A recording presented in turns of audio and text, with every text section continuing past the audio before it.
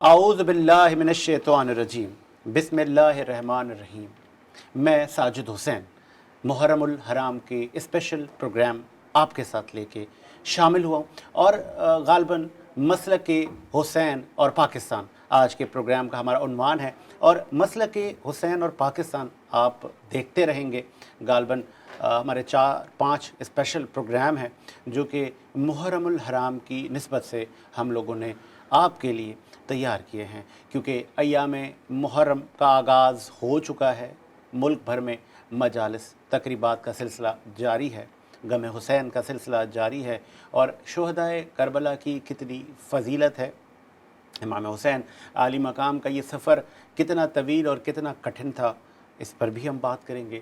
پھر ہم بات کریں گے امام حسین عالی مقام کیا سبقے ہیں، اور انہوں نے جو قربانی دی، جو کہ 1400 سال جس کو گزر گئے، آج تک امت خراج تحسین پیش کر رہی ہے، اور جب جب محرم کا چاند دکھتا ہے تو پھر ہر طرف ایک غم کا عالم ہوتا ہے۔ امام حسین عالی مقام آپ جوانان جنت ہیں، آپ جنتی نوجوانوں کے سردار ہیں۔ پھر نبی کریم صلی اللہ علیہ وآلہ وسلم نے کہا، حسین منی وعین من الحسین، حسین مجھ سے ہے، میں حسین سے ہوں۔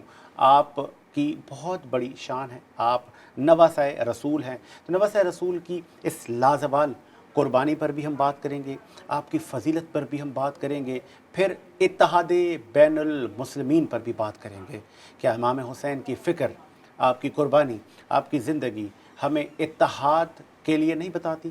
بالکل بتاتی ہے۔ تو اس پہ علماء کا کیا کردار رہا، اس پر بھی بات کریں گے، اور علماء کا کتنا بڑا کردار آگے ہے اس ریاست پاکستان میں محبت رواداری کو لے کے چلنا ہے۔ تعارف کرواتا چلوں، میرے ساتھ 2 علماء موجود ہیں، ایک کا تعلق اہل سنت والجماعت سے ہے، دوسرے کا تعلق مولانا کا اہل تشیع سے ہے۔ اور پہلے میں تعارف کرواؤں، بلال فائزی صاحب ہمیں جوائن کر چکے ہیں اہل تشیع مکتب سے، بڑا اچھا دھیما اور تاریخ کے تناظر میں دلیل کے ساتھ بات کرتے ہیں۔ سر خوش آمدید کہیں گے مولانا صاحب۔ جزاکم اللہ۔ ان کے ساتھ موجود ہیں مولانا خواجہ آفتاب احمد صاحب، آپ کا تعلق اہل سنت والجماعت سے۔ مولانا آپ کو بھی خوش آمدید کہیں گے، کیونکہ غم حسین کا یہ پروگرام ہے، اور غم جب جب کربلا کی ہم بات کرتے ہیں، جب جب محرم کا چاند دکھتا ہے، جس سے میں نے پہلے عرض کیا، تو مجالس کا سلسلہ شروع ہو جاتا ہے، اور یہ سلسلہ پورے محرم اور محرم کے بعد بھی رہتا ہے، چونکہ اسیران کربلا کا یہ ایک بڑا ایک لمحہ تھا، ایک ایسا ثانیہ ہے جو کہ امت آج تک نہیں بھول سکی، اور یہ بہت بڑا ہمیں سبق دیتا ہے۔ تو آغاز کریں گے، امام حسین ہمیں ان کی زندگی سے اتحاد ملتا ہے، تو وہ اتحاد آج امت میں ہے، اور امام حسین عالی مقام کی فضیلت کتنی ہے۔ آج ذرا پہلا ہم آغاز سے کرتے ہیں۔ مولانا میں چاہوں گا پہلے ذرا ہم روشنی ڈالیں کہ امام حسین عالی مقام کی کتنی بڑی فضیلت ہے۔ اعوذ باللہ من الشیطان الرجیم، بسم اللہ الرحمن الرحیم، نحمدہ ونصلی علی سیدنا و نبینا و طبیب قلوبنا، اما بعد فقد قال رسول اللہ صلی اللہ علیہ وآلہ وسلم، ان الحسین مصباح الہدی و سفینۃ النجات۔ میں شکر گزار ہوں آپ کا کہ آپ نے ایک بار پھر ہمیں موقع دیا، اور پروردگار اس چینل کو ترقی عطا فرمائے، آپ کو سلامت فرمائے، اور ایام عزا اور ایام ماہ محرم بالکل قریب ہیں۔ امام حسین علی مقام علیہ الصلاۃ والسلام کی ذات گرامی با برکت اور با فضیلت ہیں۔ بس اس حدیث سے ہمیں معلوم ہوتا ہے کہ امام حسین کے لیے رسول مکرم جو رحمت للعالمین ہیں، جو مزمل ہیں، جو مدثر ہیں، رسول گرامی فرماتے ہیں کہ ان الحسین مصباح الہدی و سفینۃ النجات، بے شک حسین ہدایت کا چراغ ہے اور نجات کی کشتی ہے۔ سبحان۔ ہدایت کا چراغ، اگر کسی کو بھی روشنی چاہیے تو وہ حسین کی ہدایت کے چراغ کے نیچے آ جائے، اور نجات کی کشتی ہے، رسول مکرم نے فرمایا کہ حسین نجات کی کشتی ہے، اور اس نجات کی کشتی پہ جو بھی سوار ہوگا وہ نجات پائے گا، اور جو بھی حسین کی اس کشتی کی نجات پہ سوار نہیں ہوگا وہ یقیناً غرق ہوگا۔ تو اس سے معلوم ہوتا ہے کہ امام حسین سے رسول مکرم کتنی پیار و محبت کرتا ہے۔ کبھی فرماتا ہے کہ حسین منی و انا من الحسین، حسین مجھ سے ہے اور میں حسین سے ہوں۔ جب ہم تاریخ اور راگ کو کھول کر پڑھتے ہیں تو ہمیں یہ بھی واقعہ ملتا ہے کہ ایک دن سلمان فارسی آتے ہیں رسول خدا کی خدمت میں، اور آ کر کہتا ہے کہ یا رسول اللہ یہ کچھ انگور ہیں وہ یہ تناول فرمائیں۔ تو رسول خدا نے کہا کہ اے سلمان، آپ کو پتہ ہے کہ میں حسن و حسین کے ساتھ تناول فرماتا ہوں، جب بھی کھانا کھاتا ہوں تو امام حسن و حسین کو بٹھا کے ان کو بھی یہ ان کے ساتھ میں کھاتا ہوں، تو آپ امام حسن و حسین کو بلا لیں اور وہ بھی میرے ساتھ یہ تناول فرمائیں۔ جیسے ہی سلمان فارسی جاتے ہیں گھر پہ اور دق الباب کرتے ہیں تو گھر سے آواز آتی ہے کہ امام حسن و حسین گھر پہ نہیں ہیں، وہ باہر چلے گئے ہیں، وہ باغ کی طرف گئے ہیں۔ جیسے ہی رسول خدا کو سلمان فارسی بتاتے ہیں کہ یا رسول اللہ گھر پہ امام حسن حسین نہیں ہیں، تو رسول خدا بے چین ہو جاتے ہیں، غمگین ہو جاتے ہیں اور محبت کا اظہار فرماتے ہیں، اور سلمان کو کہتے ہیں کہ میرے نواسے کہاں ہیں، سبحان اللہ۔ میرا حسین کہاں ہے۔ آخر ڈھونڈتے ڈھونڈتے امام حسن و حسین کو رسول خدا اس باغ پہ پہنچتے ہیں اور دیکھتے ہیں کہ امام حسن و حسین آرام تشریف فرما ہیں، اور جب آرام تشریف فرما ہیں تو رسول مکرم بالکل ہی آرام اور اطمینان کے ساتھ امام حسین علیہ السلام کو بیدار کرتے ہیں سبحان اللہ۔ اور اٹھاتے ہیں، اور اس کے بعد وہ انگور تناول فرماتے ہیں اور اپنے ساتھ بٹھاتے ہیں، اپنے زانوں پہ بٹھاتے ہیں اور امام حسین کو بوسے دیتے ہیں، اور کبھی فرماتے ہیں لحمک لحمی دمک دمی یعلمنی ما یعلمہم انا حرب لمن حاربہم وسلم لمن سالمہم۔ رسول خدا فرماتے ہیں یہ حسین کا خون میرا خون ہے، اللہ حسین کا بدن میرا بدن ہے، جس نے حسین کو اذیت پہنچائی اس نے مجھے اذیت پہنچائی، اور جس نے مجھے اذیت پہنچائی اس نے خدا کو اذیت پہنچائی۔ تو دیکھیں کتنا تسلسل ہے، پروردگار عالم نے امام حسین علیہ السلام کی عزت و عظمت میں اضافہ فرمایا، جو خود رسول اکرم نے فرمایا کہ حسین کا بدن میرا بدن ہے، حسین کا خون میرا خون ہے۔ تو اس نقطے کو اور اس فکرے کو اگر امت سمجھ جائے تو یقیناً امام حسین اور رسول خدا صلی اللہ علیہ وآلہ وسلم میں کوئی فرق نظر ہمیں نہیں آ رہا، سبحان اللہ۔ جو خود سرور کونین جو رحمت للعالمین ہے، جو تمام انبیاء کا سردار ہیں، سبحان اللہ۔ جو اللہ کا آخری نبی ہے، مزمل، مدثر، یاسین، طہ، جو بھی آپ القاب پروردگار نے رسول مکرم کو دیے ہیں، وہ نبی جو وما ینطق عن الہوا کا مصداق ہے، سبحان یعنی وہ وحی خدا کے بغیر گفتگو کرتا ہی نہیں ہے۔ اللہ۔ اگر رسول خدا فرماتے ہیں کہ حسین منی وانا من الحسین، دراصل یہ وہی ہے پروردگار کی طرف سے کہ حسین رسول خدا سے ہیں اور رسول خدا حسین سے ہیں۔ تو بہت ہی مقامات پہ رسول خدا نے امام حسین کا تعارف کروایا ہے۔ ایک مشہور واقعہ ہے اور اہل سنت کے کتابوں میں بھی موجود ہے، اہل تشیع کے کتابوں میں بھی موجود ہیں کہ ایک دن خطبہ دے رہے ہیں رسول خدا صلی اللہ علیہ وآلہ مسجد نبوی کے اندر۔ وہ خطبے کے دوران امام حسین علیہ السلام بچپن کی عالم میں وہ جب مسجد کے اندر آتے ہیں اور رسول خدا کی نظر جب امام حسین پہ پڑتی ہے تو امام حسین کے لیے محراب چھوڑتا ہے، خطبہ چھوڑتا ہے، پیغام چھوڑتا ہے، اور آگے چل کے امام حسین علیہ السلام کو اٹھا کے اپنے سینے سے لگاتا ہے اور امام حسین کو بوسے دیتے ہیں، پیار کرتے ہیں، محبت کا اظہار کرتے ہیں۔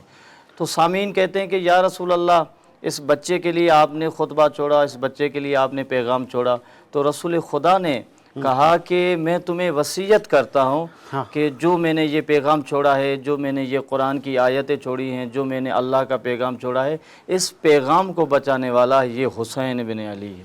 اس پیغام کو بچانے والا یہ حسین ابن علی ہے۔ یہاں سے میں آگے بڑھ جاؤں گا مولانا، قطع کلامی کے لیے معذرت، اور بالکل امام حسین کی زندگی ہمیں کیا درس دیتی ہے، ہمیں اس سے کیا پیغام ملتا ہے، اور پاکستان میں اتحاد، رواداری کا جو تسلسل ہے وہ ایک کہتے ہیں نا کہ ایک پلانٹ سے، ایک پودے سے جس کا آغاز ہوا تھا، وہ درخت کی مانند ہو چکا ہے. ابھی بھی ہمیں اور بہت کچھ کرنا باقی ہے. مولانا خواجہ آفتاب صاحب، امام عالی مقام کی فضیلت پر میں چاہوں گا آپ بھی روشنی ڈالیں تو پھر ہم آگے بڑھاتے ہیں سلسلے کو. بسم اللہ الرحمن الرحیم. اللہم صلی علی سیدنا حبیبنا نبینا محمد وعلی آلہ وصحبہ اجمعین. ریحانہ رسول سید شباب اہل الجنہ المبارک السید الطیب الزکی الطاہر نواس رسول جناب سیدنا حضرت امام حسین رضی اللہ تعالیٰ عنہ، یہ وہ ہستی ہیں کہ جب 5 شعبان 4 ہجری میں حضرت سیدنا امام حسین رضی اللہ تعالیٰ عنہ کی ولادت ہوتی ہے. 3 شعبان کو حضور نبی کریم صلی اللہ تعالیٰ علیہ وآلہ وسلم سیدہ کائنات سیدہ فاطمہ الزہرا رضی اللہ تعالیٰ عنہ کے گھر تشریف لے جاتے ہیں، اور جب حضرت سیدنا امام حسین رضی اللہ تعالیٰ عنہ کو آپ اٹھاتے ہیں، بوسہ دیتے ہیں، اپنا لعاب حضرت امام حسین کے منہ میں ڈالتے ہیں، اور حضرت سیدنا امام حسین رضی اللہ تعالیٰ عنہ کے کان میں آذان دیتے ہیں. سبحان اللہ. سب سے پہلی شان جو بتائی جائے، اگر بیان کی جائے، کہ حضرت سیدنا امام حسین رضی اللہ تعالیٰ عنہ کے دیگر سارے جو مقامات اللہ نے عطا فرمائے وہ سب اگر ایک طرف رکھے جائیں، ایک طرف صرف یہ بات سمجھیں کہ یہ وہ شخص ہے جو نواسہ رسول ہے. سبحان اللہ. بے شک یہ وہ شخص ہے جو سیدہ کائنات سیدہ فاطمہ الزہرا رضی اللہ تعالیٰ عنہ کا شہزادہ ہے، اور یہ بیٹا ہے اس شیر خدا کا، اس حیدر کرار کا، اس علی المرتضیٰ کا، جس سے اللہ تبارک و تعالیٰ نے بے شمار شان اور شوکت اور عزت اور جلال اور مرتبہ عطا فرمایا ہے. اب حضرت سیدنا امام حسین رضی اللہ تعالیٰ عنہ کی ولادت، پھر آپ کی تربیت گوشہ رسول میں، خانہ رسول میں، حضور نبی کریم صلی اللہ تعالیٰ علیہ وآلہ وسلم نے آپ کی ہر لمحہ ہر انگ اس انداز سے تربیت فرمائی کہ شریعت مطہرہ کی پاسداری میں امام حسین کا ثانی کوئی نہیں. بے شک. اور ثانی اس قدر کوئی نہیں کہ امام حسین رضی اللہ تعالیٰ عنہ نے اپنے نانا جان کے دین کے لیے، اپنے نانا جان کے مشن کے لیے، اور اپنے نانا جان کے وقار کو بلند رکھتے ہوئے جو ہے دین کے لیے ہر وہ قربانی دی. جب دین نے پکارا، امام حسین رضی اللہ تعالیٰ عنہ گویا کہ پہلے سے تیار تھے کہ دین کے لیے کوئی آواز آئے اور میں پہلے سے حاضر خدمت ہو جاؤں. اب ہم کیونکہ بات کر رہے تھے امام حسین کا مشن اور آپ کی فضیلت، فضیلت ہوئی یہ. اب مشن کیا ہے؟ مشن یہ ہے کہ اللہ کے نبی علیہ السلام نے امام حسین کو ایک خاص مشن دیا، باقی سب کے لیے الگ مشن تھے. امام حسین کے لیے ایک خاص مشن تھا. وہ کیا تھا کہ امام حسین نے دین کو بچانا ہے. کب بچانا ہے؟ جب دین شدید مشکل میں آ جائے گا، شدید ترین مشکلات میں آ جائے گا، جب دین ایک ایسے لمحے پر آ جائے گا کہ دین جو ہے وہ بالکل گرنے والا ہوگا، سنبھل نہیں پا رہا ہوگا، اس وقت جو ہے وہ ایک مرد قلندر، وہ امام حسین ہے جو آ کر دین کی باغ دوڑ سنبھالے گا اور جو ہے وہ دین کو سنبھالے گا. یہ وہ حسین ہے. پھر اب یہاں پر کہتا چلوں کہ اگر ہم امام حسین کے کردار کی بات کریں اور ہم یہ بات کریں کہ اتحاد بین المسلمین ہو اور ہم نے زندگی کیسے گزارنی ہے، تو گویا کہ پھر پتہ یہ چلتا ہے کہ ہمارا انگ، ہمارا رنگ، ہمارا ڈھنگ ہر ایک لمحہ یہ بتائے کہ میں حسینی ہوں. اگر میں حسینی ہوں تو میرے ہر کردار سے یہ جھلکے کہ میں حسینی ہوں. میرا تجارت کا طریقہ بتائے کہ میں حسینی ہوں، میرا کاروبار بتائے کہ میں حسینی ہوں، میرا چلنا بتائے کہ میں حسینی ہوں، میرا گفتگو کا انداز بتائے کہ میں حسینی ہوں، میرا چال و چلن ڈھال و ڈھلن بتائے کہ میں حسینی ہوں. میں کسی سے بات کروں تو کسی کو حسینیت کی خوشبو آئے، اسے پتا چلے کہ یہ کوئی جو ہے عام بندہ نہیں، یہ وہ بندہ ہے جس سے اس شخص سے محبت ہے جس کو حسین ابن علی کہا جاتا ہے، جس کو نواسہ رسول کہا جاتا ہے. اور وہ حسین ابن علی جس نے میدان کربلا میں نماز ادا کر کے سجدہ کر کے یہ بتا دیا کہ جو ہے اللہ کے نبی نے وہ دین عطا فرمایا ہے، اس دین کے سر بلندی کے لیے زمین کے نیچے، زمین کے اوپر आसमान के में मोलक होकर, समंदरों में, फिजाओं में, हवाओं में, तुम क्या जहां बात भी है। हो, आहा। दीन की सरबुलंदी के सुभान लिए अल्लाह। कोई भी लम्हा मिस नहीं करना है। हर लम्हे दीन के लिए जो है हाजिर रहना है और दीन के लिए कुर्बानियां बहुत देते खूब, रहना है। बहुत और खूब। इंशाअल्लाह अगर हम इमाम हुसैन के मिशन को इसी तरह से जारी और सारी रखेंगे तो इंशाअल्लाह मैं समझता हूं कि पूरी दुनिया एक तरफ हो जाए, दीन इस्लाम को कोई जरा बराबर भी नुकसान नहीं पहुंचा सकता। सुभान अल्लाह। और बहुत खूब मसलके हुसैन और पाकिस्तान जारी है। मुझे ब्रेक का कहा जा रहा है, एक वक्फा लेते हैं और वक्फे के बाद हाजिर होते हैं।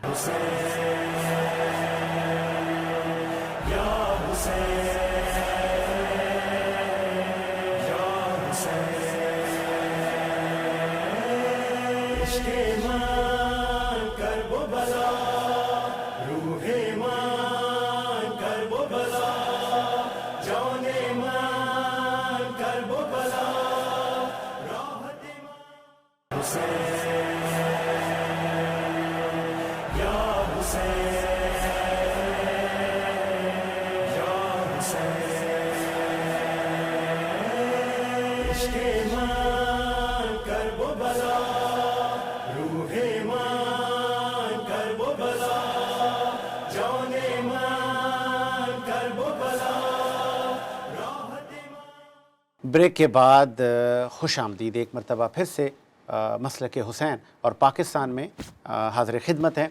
और जोश मलियाबादी ने क्या खूब कहा है कि इंसान को बेदार तो हो लेने दो, हर कौम पुकारेगी हमारे हैं हुसैन। तो क्या वो इंसान आज बेदार हो चुका है? और अगर हुआ है तो कितना बेदार हुआ है? और इमाम हुसैन आली मकाम और असीरान करबला और जो शुहदाए करबला की ज़िंदगी से हमें क्या दर्स मिलता है? क्या हम पक्के प्योर हुसैनी बन चुके हैं या कि अभी भी काम होना उम्मत के लिए बाकी है? क्या इमाम हुसैन ने जो कुर्बानी दी आज वो रंग लाई है, या हमें उम्मत को अभी भी जोड़ना भी बाकी है, अभी भी तफरुकात बाकी हैं, अभी भी यजीद और बाकी हैं? मौलाना बिलाल हुसैन फ़ायज़ी साहब, इमाम हुसैन आली मकाम क्या पैगाम, क्या दर्स दे गए उम्मत को? इतनी बड़ी कुर्बानी आपने दी। जिस तरह आफ्ताब मौलाना ने कहा कि आपके कंधों पर वो जिम्मेदारी आई जो शायद पहले किसी के कंधों पर इतनी बड़ी जिम्मेदारी नहीं आई। देखें साजिद भाई, बिस्मिल्लाहिर्रहमानिर्रहीम, इमाम हुसैन वारिस अंबिया है। और अगर आप तारीख़ औरा को खोल के देखेंगे कि आदम की ज़िम्मेदारी भी इमाम हुसैन ने अपने कांधों पे रखी, नूह की ज़िम्मेदारी, इब्राहीम और इस्माइल की, अंबिया की ज़िम्मेदारी, ख़ुद रसूल मुकर्रम मौला अली इमाम हसन हुसैन की जो उनके पैगामात थे और जो उनकी मशीन थी वो अपने कांधों पे रखी। मदीने के अंदर इमाम हुसैन आली मकाम ने देखा कि यजीद जो अल्लाह के दीन को पामाल कर रहा था, जो कुरान की तौहीन कर रहा था, जो सुन्नत पैगंबर को पामाल कर रहा था, और उस वक्त इमाम हुसैन अलैहिस्सलातु वस्सलाम ने जब देखा कि ये सारी चीज़ें मदीने के अंदर, वो मदीना जो रसूलुल्लाह का मदीना था, वो मदीना जो अली यानी मुर्तज़ा का मदीना था, ऐसा ही वो मदीना जो ख़ुद इमाम हुसैन का मदीना था, और उस मदीने के अंदर जब यजीद जैसे फासिक और फाजिर पैदा होंगे तो वली खुदा इमाम हुसैन की सूरत में भी पैदा होने वाले हैं और हो चुके थे, वो हुसैन इब्न अली ने। अच्छा, यहाँ पे अगर मैं एक चीज़ ऐड करता चलूँ, आपने कहा फासिक फाजिर, वो जो यजीद हैं जब उसको स्टडी करते हैं तो मैं तो एक नाचीज़ सा आदमी हूँ, मेरे ख्याल से इससे भी कोई बुरा अगर वर्ड उसको हम कह सकते हैं या कोई रुकावट है कि नहीं बस इतना कहें? नहीं, वो आप जो भी उसको खबीस भी कह सकते हैं, एक मलून भी कह सकते हैं, एक आप उनको वहशी दरंदा भी कह सकते हैं। देखिए ना, जब इंसान के अंदर तारीख का बदतरीन इंसान भी कह सकते हैं कि उसने वही का इनकार कर दिया, उसने काबतुल्लाह के अंदर जो जानवर बांधे थे, इससे और क्या काम वो कर सकता है? यानी जो भी आप उनको अल्फाज एक निजासत का ढेर भी कह सकते हैं आप ना। तो इमाम हुसैन ने उसके खिलाफ क़याम किया और एक तवील खुतबा दिया मदीने के अंदर एक ऊंचाई पे आके, और इमाम हुसैन अलैहिस्सलातु वस्सलाम ने फरमाया, अय्युहन्नास, ए इंसानों में तुम्हें वसीयत करता हूँ कि आप देख रहे हो कि तुम्हारे सामने काबतुल्लाह की तौहीन हो रही है, कुरान की तौहीन हो रही है। और इमाम हुसैन अलैहिस्सलातु वस्सलाम ने फरमाया कि जो मुझे जानता है वो जानता है, जो नहीं जानता मैं अपना खुद तारुफ करवाता हूँ। इमाम हुसैन ने कहा कि अय्युहन्नास, इंसानो, میں فرزند رسول ہوں، میں فرزند زہرا ہوں، سبحان میں اللہ، فرزند علی سبحان ہوں، اللہ، ایسا مجھے ہی۔ پہچانو۔ اس کے بعد واضح الفاظ میں فرمایا انی لم اخرج بطرن ولا شطرن ولا مفسدن ولا ظالمہ۔ مولا نے کہا کہ میں قیام کر رہا ہوں فساد برپا کرنے کے لیے نہیں، جھگڑا اور جھیڑے کرنے کے لیے نہیں، میں ظلم کے خلاف، میں ظالم کے خلاف قیام کر رہا ہوں، سبحان اللہ، اور میں مدینہ کو چھوڑ کر کربلا کی طرف جا رہا ہوں۔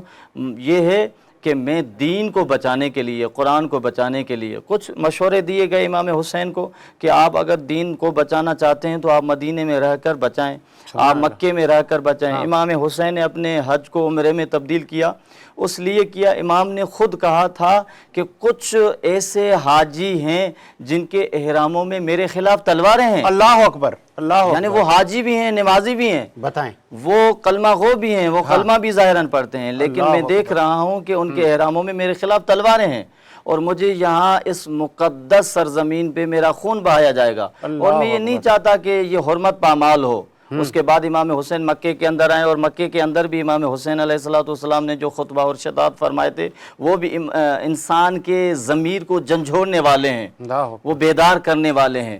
یعنی یہاں سے ہمیں پتہ چلتا ہے کہ دیکھیں مخالف جو تھا، جو دشمن تھا، وہ یہودی و نصارہ نہیں تھا، وہ کلمہ گو تھا۔ اللہ یزید کون تھا؟ وہ کلمہ پڑھ رہا تھا۔ ہوں، جو بھی جو ہیں سامنے ظالم آتے تھے وہ سارے کلمہ گو تھے، مسلمان تھے۔ امام حسین علیہ السلام سے لڑنے والے، ان کو شہید کرنے والے کوئی یہودی، کوئی کافر وغیرہ نہیں تھا، وہ مسلمان تھے۔ لیکن اس کے باوجود بھی امام حسین علیہ السلام نے ہر موڑ پہ نصیحت کی ہے۔ مولا نے فرمایا کہ میں چاہتا ہوں کہ تمہاری میں اصلاح کروں، میں امر بالمعروف کروں، میں نہی عن المنکر کروں۔ اگر امام حسین علیہ السلام کی فضیلت قرآن سے پوچھیں تو قرآن یہ بتاتا ہے کہ اللہ نے تمام تر رجسیں اہل بیت سے دور رکھی ہیں، سبحان اور اللہ، اہل سبحان بیت میں اللہ، سے بے امام شک، حسین ہیں۔ بے شک، اس بے کے شک، بعد جب آپ مباہلہ میں دیکھیں کہ جب رسول خدا عیسائیوں کے ساتھ جاتے ہیں مباہلہ میں تو قرآن کی آیت نازل ہوتی ہے، ابناءنا و ابناءکم و نساءنا و نساءکم ثم نبتہل فنجعل لعنت اللہ۔ سبحان ابتدائی اللہ، جو آیت کے کلمات ہیں، سبحان اللہ، فَقُلْ تَعَلُوا نَدْعُوا أَبْنَاءَنَا وَأَبْنَاءَكُمْ، یعنی پروردگار نے حکم کیا ہے کہ یا رسول اللہ ان کو کہیں کہ یہ اپنے بچے لے آئیں، تم اپنے بچے لے جاؤ، ان کو بولیں وہ اپنے خواتین کو لے آئیں، عورتوں کو لے آئیں، آپ سبحان اپنی اللہ، خواتین بتائیں، کو لے جائیں، بتائیں، عورتوں کو سبحان لے اللہ، جائیں، سبحان وہ ان کو بولیں کہ اپنے نفس لے جائیں، آپ اپنے نفس لے جائیں۔ تو قرآن کی آیت بتاتی ہے کہ بچوں کی جگہ پہ رسول خدا نے حسن و حسین کو لیا ہے، عورتوں کی جگہ پہ امام جناب سید فاطمہ زہرا کو لیا ہے، اور نفس کی جگہ پہ مولا علی کو لیا ہے۔ یعنی یہ قرآن نے بتایا ہے، یہ ترتیب جو دی ہے وہ قرآن نے دی ہے، یہ جو عظمت دی ہے وہ اللہ نے دی ہے۔ یہ قرآن کے احکامات تھے کہ آپ لے کے جائیں، اور کن کن کو لے کے جائیں وہ بھی بتا دیا ہے کہ ان کو لے کے جائیں۔ اور جب امام علی اور فاطمہ اور حسن و حسین کو لے کر جاتے ہیں تو طریقہ پتہ ہے کیا ہے؟ یہ ترتیب جو آیت بتا رہی ہے، امام حسین کو گود میں رکھا، امام حسن کو انگلی پکڑائی، اور اس کے پیچھے جناب زہرا، اور جناب زہرا کے پیچھے مولا علی ہیں۔ یعنی ایسا سمجھیں کہ رسول کے قدم پہ کے اوپر جو قدم تھا وہ فاطمۃ الزہرا کا قدم تھا، اور فاطمۃ الزہرا کے قدم کے اوپر جو قدم تھا وہ مولا علی کا قدم تھا۔ جب یہ پوچھا کہ یا رسول اللہ قدم کے اوپر قدم کیوں رکھا تھا، تو رسول خدا نے بہت خوب جواب دیا کہ دیکھیں ہمارے پنجتن کا قدم بھی ایک ہی ہوتا ہے، سبحان اللہ، ہمارا قدم ادھر ادھر نہیں اور ہوتا۔ غالباً وہاں پر کسی لعنت کا بھی ذکر ہے۔ ہاں وہی کہہ رہا ہوں، لعنت اللہ علی القاذبین۔ وہ آتا ہوں اپنے مقصد پہ آتا ہوں کہ یہ جب قافلہ وہاں عیسائیوں کے قریب پہنچا تو ایک بڑے پادری نے دیکھا، اور جب دور سے دیکھا کہ مجھے 5 نور نظر آ رہے ہیں، اللہ، ایسے نہیں کہا مجھے 5 بشر نظر آ رہے ہیں، 5 نور نظر آ رہے ہیں، 5 نور نظر آ رہے ہیں۔ اور اپنے عیسائیوں کو کہا کہ میں دیکھ رہا ہوں یہ 5 نور اگر یہ جبل و پہاڑ کو بھی حکم کریں وہ اپنی جگہ چھوڑ دیں گے، اور کبھی بھی مباہلہ کرنا ہی نہیں ہے۔ کیوں نہیں کرنا؟ لعنت اللہ علی القاذبین، مطلب وہ جو عیسائی تھے وہ سر تسلیم خم ہو گئے، سر تسلیم خم ہو گئے، انہوں نے کہا کہ ہمارے باپ کی بھی توبہ، ہمارے باپ کی توبہ، ہم مباہلہ نہیں کریں گے۔ کیوں نہیں کریں گے؟ کہ رسول کے ساتھ ایسی ہستیاں موجود ہیں جو سچی ہیں۔ اللہ، بے شک، یعنی وہاں پہ اگر امام حسین کو رسول خدا کہے کہ آپ دعا کریں اور ہم آمین کہیں، یا ہم دعا کریں تو آپ آمین کہیں، تو ادباً اور اخلاقاً امام حسین فرماتے ہیں کہ نانا جان آپ دعا کریں ہم آمین کہتے ہیں۔ تو یہ فضیلتیں کس نے دی ہیں؟ امام حسین کو۔ اللہ نے دیے اللہ نے اور امت کے لیے یہ پیغام ہے. دیکھیں امام حسین نے کسی ایک فرقے لیے نہیں کام کیا تھا. امام حسین نے نماز بچائی, امام حسین نے دین بچایا, امام حسین نے اسلام بچایا, امام حسین نے غیرت و حیا بچائی. سب کے لیے یہی تھا. یہ ایک بڑا پوائنٹ انہوں نے کہا مولانا صاحب نے کہ امام حسین نے غیرت اور حیا بھی بچائی. کیا اس وقت ایسا بھی تھا کہ اس یزید ملعون نے کیا یہ احکامات بھی جاری کیے تھے کہ بھائی کی بہن کے ساتھ شادی ہوگی؟ کیا وہ جو ہمارے ایسے رشتے ہیں کہ جو ہمارے لیے دین اسلام میں جن سے شادیاں جائز نہیں ہیں, یا جس طرح جو پلیت چیزیں جس طرح شراب ہمارے ہاں منع ہے, ممنوع ہے, تو اس کو بھی شاید عام کیا گیا تھا. مطلب ایسی سی چیزیں ایڈ کی گئیں, احکامات کیے گئے کہ جو شریعت کے خلاف تھے, جو دین محمد کے خلاف تھے.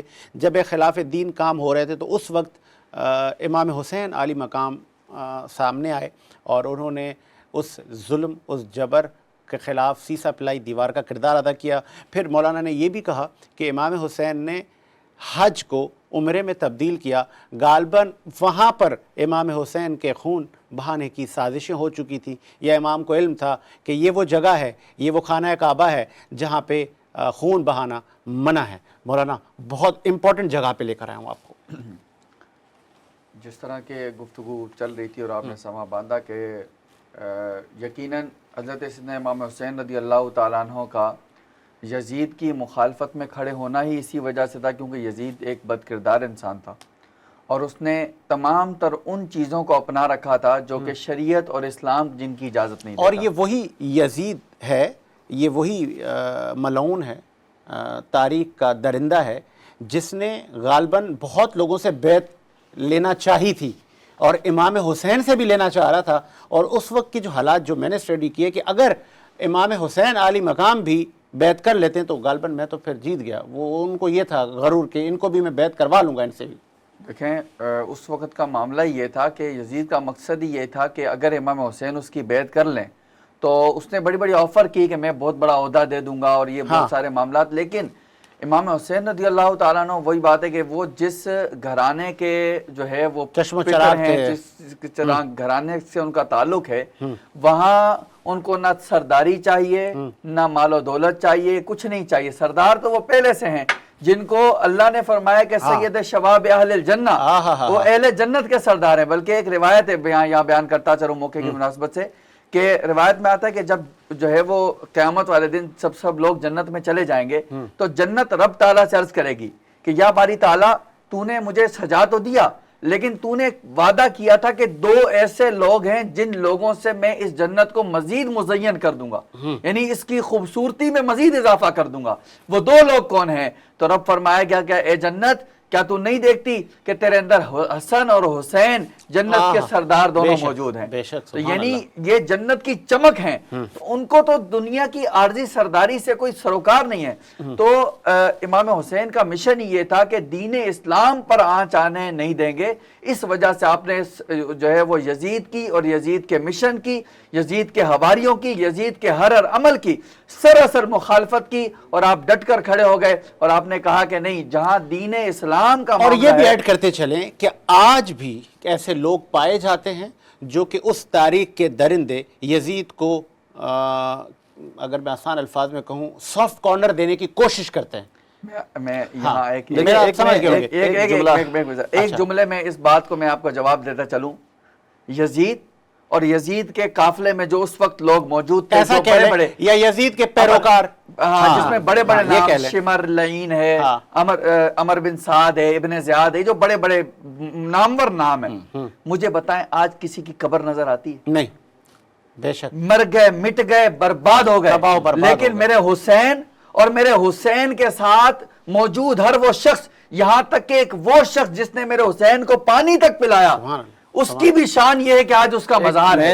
آج لوگ جو ہے ان کی تعظیم کرتے ہیں. آج لوگ جو ہے میں آپ کے بعد کچھ پوائنٹ کہہ رہے ہیں. میں یہ پوائنٹ کہہ رہا تھا کہ دیکھیں امام حسین نے جب مدینے کے اندر تمام لوگ بیعت کر چکے تھے یزید کی, اچھا مسلمان بیعت کر چکے تھے, امام حسین سے وہ کیوں بیعت لے رہے تھے؟ مثال کے طور پہ میں ایک چھوٹا سا سادہ مثال دے رہا ہوں. اس میں ایڈ کر لوں ایک چیز. ہاں آپ ایڈ کر لیں. اب آپ نے کہا کہ اس وقت بہت سارے لوگ بیعت یزید کر چکے تھے اور اب باری تھی उस सरदार की कि अगर ये सरदार बैत कर लेता है तो गालबन हुकूमत यजीद हाँ को कोई आदत, खतरा नहीं होता फिर। कोई खतरा भी नहीं होता। और मेन पॉइंट ये है कि देखिए ना, इमाम हुसैन से वो क्यों, सवाल ये है कि भाई इमाम हुसैन से इतना क्यों वो ज़बरदस्ती बैयत ले रहे थे। हाँ। हालांकि बैयत जहाँ अक्सरियत होती है बात ख़त्म होती है, बात खत्म हो जाती है। भाई साजिद भाई हमें मिसाल के तौर पे बात नहीं मानता तो नहीं माने, लेकिन 10 लोग तो मेरे साथ हैं। लेकिन इमाम हुसैन से उस लिए बैयत ज़बरदस्ती लेने जा रहे थे कि ये हुसैन की बैयत नहीं थी, ये आदम की बैयत थी, अल्लाह ये सुभान नूह अल्लाह। की बैयत थी, बताएं। ये अल्लाह इब्राहिम की अकबर। बैयत थी, ये इस्माइल की बैयत अल्लाह थी, ये अकबर। यूनुस की बैयत थी, ये 1,24,000 अंबिया की बैयत थी, ये खुद रसूल मुकर्रम की बैयत थी, ये अली ने मुर्तज़ा की बैयत थी, ये इमाम हसन की बैयत थी। अगर हुसैन बैयत कर लेते, लेकिन इमाम हुसैन डट गए। इमाम हुसैन ने कहा कि मैं जान दे सकता हूँ, बैयत नहीं कर सकता, मैं गर्दन कटा सकता हूँ, यजीद जैसे फासिक की बैयत नहीं कर सकता। उस लिए नहीं कर सकता कि मैं वारिस अंबिया हूँ, मैं आदम का भी सरदार हूँ, मैं मूसा का भी सरदार हूँ। बल्कि सरदार तो अपनी जगह है, खुद वारिस अंबिया है इमाम सुभान हुसैन, अल्लाह, सुभान इब्राहिम का भी वारिस है। उस लिए इमाम हुसैन ने 1,24,000 अंबिया की मेहनत को बचाया है, अल्लाह कितनी बड़ी कुरान बात को की है, बचाया है, माशाल्लाह। और लोगों को बताया है कि देखो मदीने वालों, मैं हुसैन कभी भी यजीद जैसे फासिक की, फाजिर की, जालिम की, वहशी दरंदे की बैयत नहीं करूंगा, नहीं करूंगा। और अच्छा ये एक और बात मेन पॉइंट जो है, मरवान जब आए थे, तारीख के अंदर है कि मरवान आके इमाम हुसैन को मशवरा देता है और कहता है कि हुसैन मैं आपके पास आया हूं कि आप यजीद की बैयत कर लें ताकि आपकी दुनिया भी बच जाए, आपकी आखिरत भी बच जाए। तो एक जुमला इमाम हुसैन ने बड़ा खूबसूरत कहा, मरवान से कहा कि मरवान मुझे ये बताएं, मुझ में और यजीद में क्या फ़र्क आपको नज़र आ रहा है। अल्लाह मुझे बताएं कि मेरा नाना रहमत लिल आलमीन है, यजीद का नाना रहमत लिल आलमीन है नहीं है। मेरा बाबा अमीरुल मोमिनीन अली इब्न अबी तालिब हैं, यजीद का बाबा अमीरुल मोमिनीन नहीं है।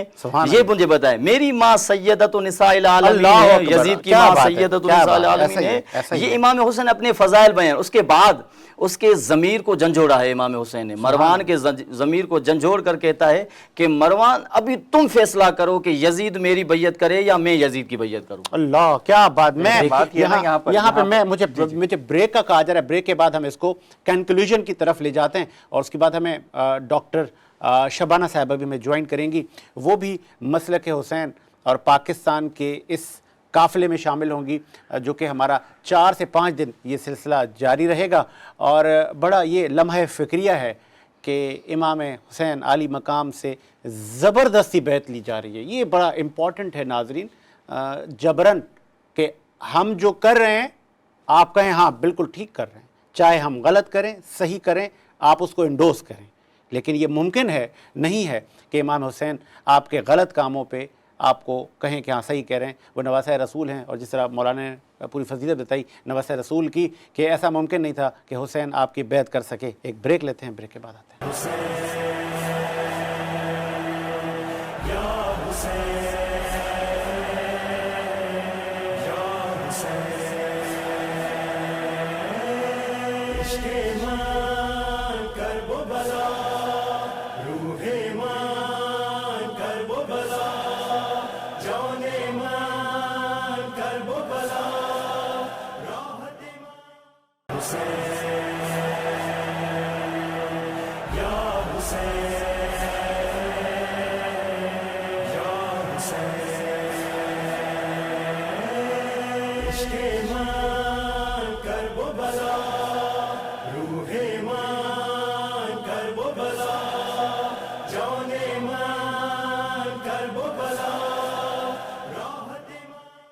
वक्फे के बाद खुश आमदीद मसलक हुसैन और पाकिस्तान पर हम गुफ्तगू कर रहे हैं, और हुसैन कितने आला हैं, कितने अफजल हैं, और आपने कितनी बड़ी कुर्बानी दी है। और हम बात कर रहे थे इमाम हुसैन से जबरन बैत ली जा रही है और आपने मना किया और आपने कहा कि क्या यजीद मुझ जैसा है।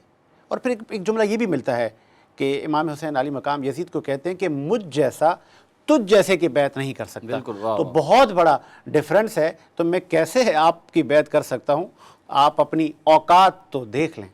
तो मौलाना कंटिन्यू।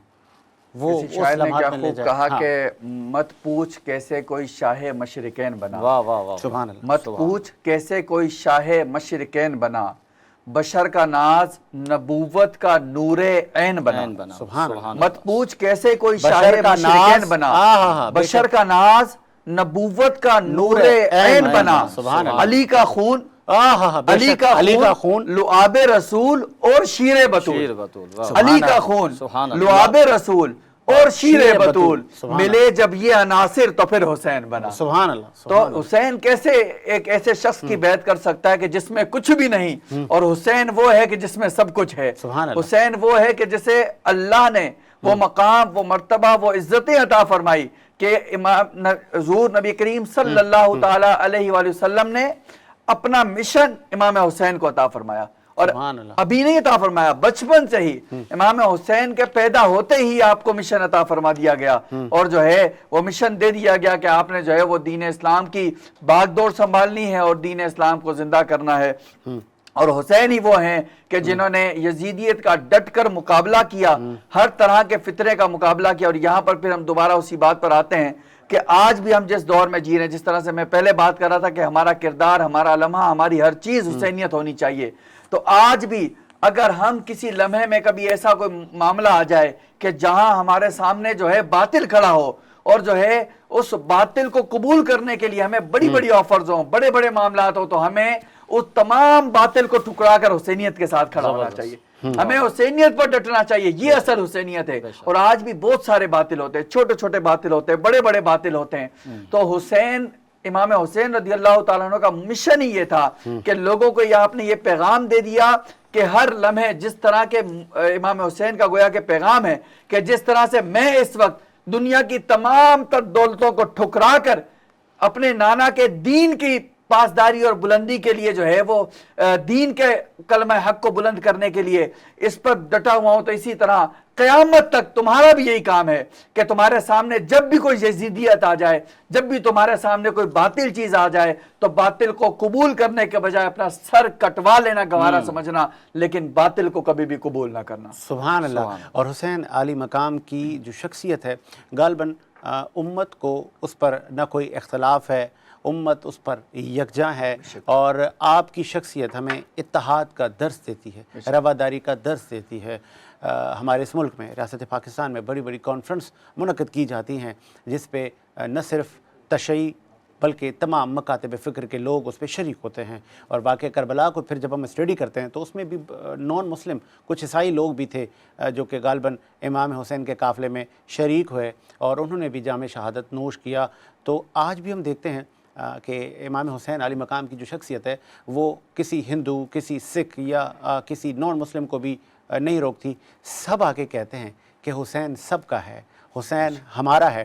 تو چونکہ یہ سلسلہ ہمارا محرم کے اس پورے تسلسل کے ساتھ چلتا رہے گا 4-5 دن، اور ہم آپ کی فضیلت پر اور آپ کی قربانی پر روشنی ڈال رہے ہیں.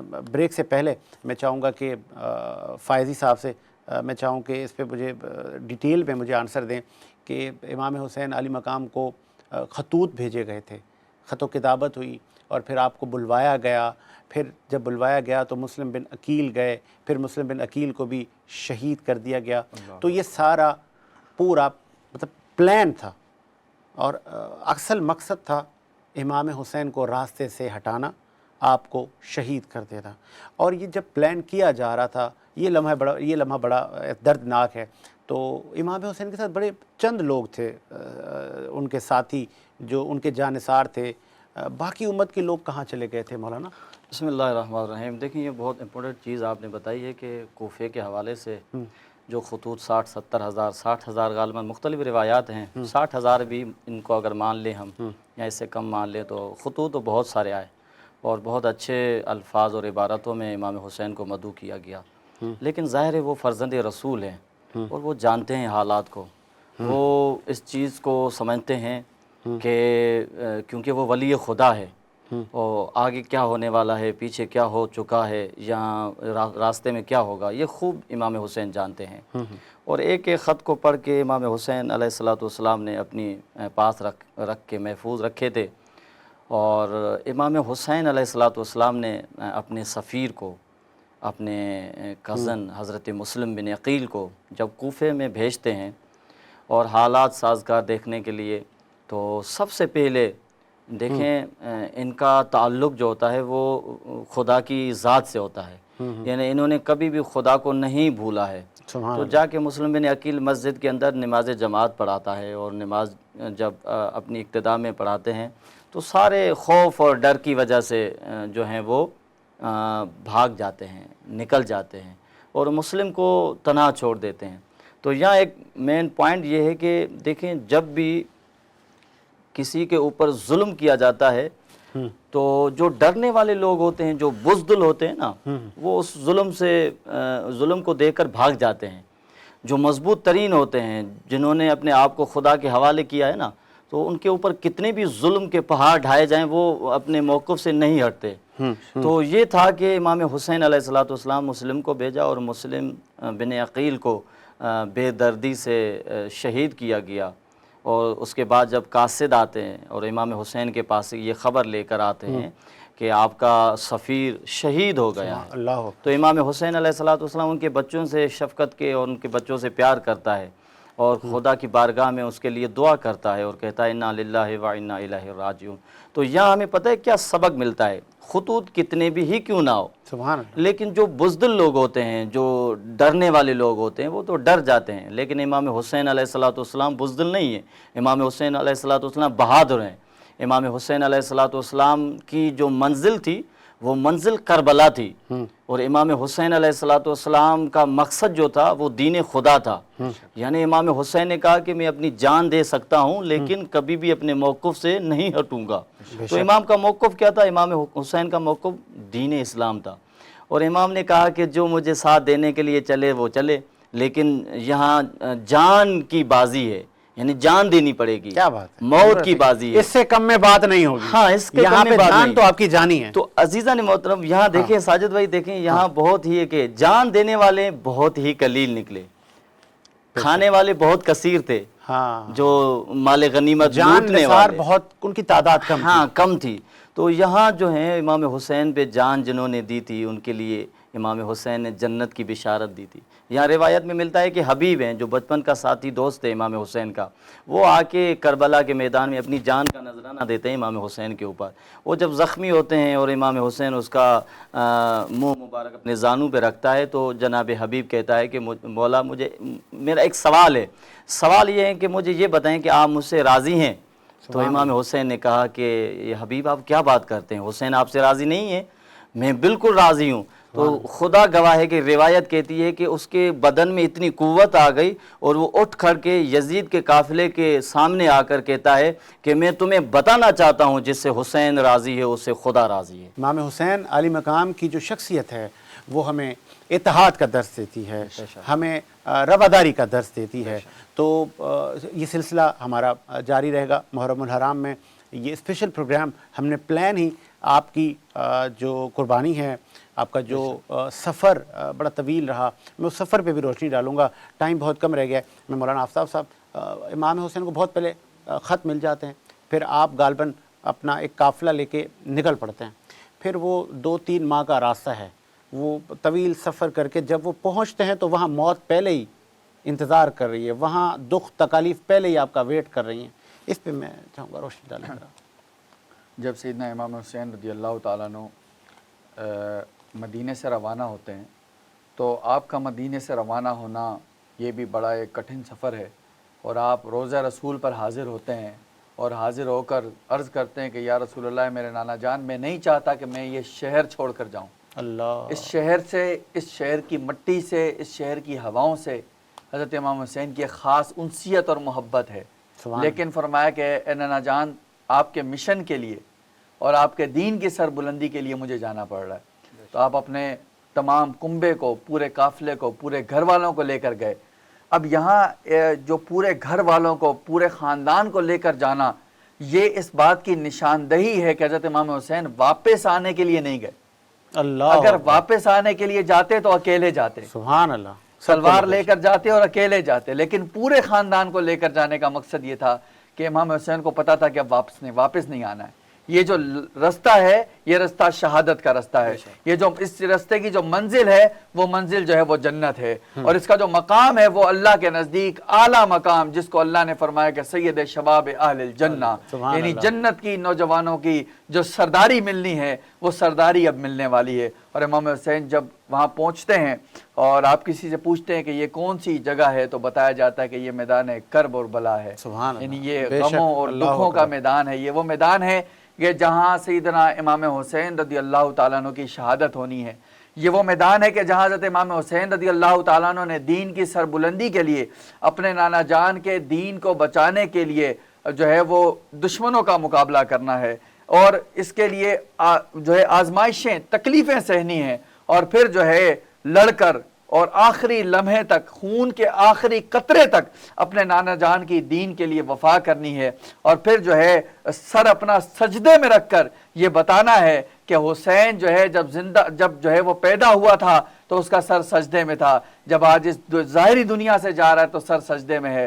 اور پھر جو ہے وہ شہید ہو جانے کے بعد بھی آپ کے لبوں سے جو ہے وہ تلاوت قرآن کی آوازیں آنا, یعنی سر دھڑ اور سر جدا ہو چکے ہیں, اور جدا ہو جانے کے بعد بھی جو ہے وہ آپ کے لبوں سے قرآن کی تلاوت کا جاری ہونا, یہ اس بات کی علامت ہے کہ تمہارا سر کٹ بھی جائے پھر بھی قرآن اور قرآن کی تعلیمات کو مضبوطی سے تھامے رکھنا. یہ امت مسلمہ کے لیے درس ہے کہ ہمیشہ قرآن اور قرآن کی تعلیمات کو مضبوطی سے تھامے رکھیں تاکہ جو ہے وہ ہدایت کا رستہ. بے شک. اور پھر جس طرح مولانا آفتاب صاحب نے کہا کہ یہ وہ سرزمین کربلا ہے جہاں پہ دکھ ہیں, تکالیف ہیں, اور غالباً امام حسین عالی مقام نے وہ زمین بنی اسد سے خریدی. ایسا ہی ہے, میں اس پہ مزید کیا ہوا کیونکہ اہل علم ہمارے ساتھ بیٹھے ہیں, بلال صاحب ایسا ہی ہے, وہ پھر امام نے وہ زمین خریدی اپنی شہادت کے لیے. جی. بسم اللہ الرحمن الرحیم. دیکھیں امام حسین جب کربلا کی طرف چل پڑے اور وہاں پہنچے تو اس زمین, ظاہر تاریخ کے اندر اس زمین سے مولا علی گزر اور بہت سارے انبیاء کا گزر ہوا ہے, اور جن انبیاء اور کا گزر ہوا تھا وہ غم اور غصے میں انہوں نے گریا و جاری کیا. خود امیر المومنین جب کراس کیا تو امام علی علیہ الصلوۃ والسلام اس مقام پہ رک کر امام حسین مولا علی رونے لگے, اور صحابیوں نے پوچھا کہ یا علی آپ کیوں روتے ہیں, کیوں غم کرتے ہیں؟ تو امام علی پوچھتے ہیں کہ یہ وہ زمین ہے جس پہ میرا فرزند حسین اور 3 دن کا بھوکھا اور پیاسا شہید کیا جائے گا. صحیح. بہرحال امام حسین وہاں جب پہنچتے ہیں اور پہنچنے کے بعد جب جو ہیں پوچھتے ہیں ان بزرگوں سے کہ اس زمین کا نام کیا ہے, تو کوئی کہتا ہے کہ یہ زمین ماریہ ہے, کوئی کہتا ہے نینوا ہے. اللہ نے فرمایا کہ ماریہ بھی مجھے نہیں چاہیے, مجھے نینوا بھی نہیں چاہیے. مجھے اور کسی اور بزرگ سے پوچھا جو بھی ان کی عمر برگزیدہ اور بزرگ تھے, تو انہوں نے کہا کہ آپ بتائیں اس زمین کا نام کیا ہے. تو اس بزرگ نے کہا کہ اس زمین سے آپ کیا کریں گے, یہ بہت مشکل ترین زمین ہے. اس نے کہا, مولا نے کہا کہ یہی مشکل ترین مجھے زمین چاہیے. تو اس نے کہا کہ یہ زمین کربلا ہے. اور اس کے بعد حضرت عباس کو کہا کہ اب یہ میری منزل ہے اور ہم اپنی منزل پہ پہنچ گئے ہیں. تو امام حسین نے قبیلے بنی اسد سے کہا کہ یہ زمین تم خریدو اور میں تمہیں درہم کچھ دیتا ہوں. 60 درہم غالباً امام حسین نے دیے ہیں جو تاریخ میں بنی اسد سے وہ زمین خریدی. بس آج تک کے لیے اتنا ہی مولانا. میں پھر کل ہم یہی سے گفتگو کا آغاز کریں گے مسلک حسین اور پاکستان میں. آج کے لیے اتنا ہی. مجھے ساجد حسین کو اجازت دیجیے. اللہ حافظ.